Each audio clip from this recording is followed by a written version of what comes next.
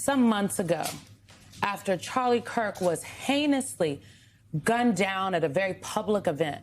And his video was circulating around. His wife, his children are without a father. I'm old enough to remember where everyone, from the left or right and anywhere in between, were saying things like, you cannot speak.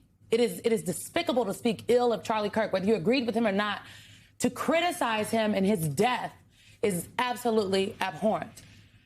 But then we got the President of the United States. When an actual public servant, an actual war hero, like the President of the United States, there could be no, I'm struggling to find the words about why he thought it was appropriate. Robert Mueller, I understand you don't like the guy, but he is a public servant. He was an actual war hero, for crying out loud. You also say nothing. Silence is a choice, child. Yeah, so... Michael got a text. Uh-oh. No, this is what I thought of it. I just text. If y'all wanted to know what I thought about the president this weekend, I just take you to Twitter and see my words, because I think the president was a vile, disgusting human being, and he showed that publicly in the face of the passing of a war hero, as Simone noted.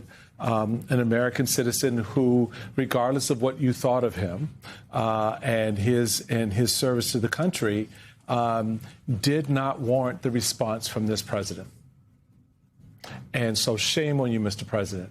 You embarrass and you belittle all of us with your petty, personal, degrading behavior. Mm-hmm. And we as a country need to grow up and get off that crack. We need to get off of that, because that's a reflection of us, Alicia. At the end of the day, as I noted, regardless of where you are politically, the American people right now should be embarrassed that the leader of their country said in the moment of the announcement of someone's passing, I'm glad they're dead. Do you want your kids to learn that behavior? Say that about their friends? To say that about leaders in their community?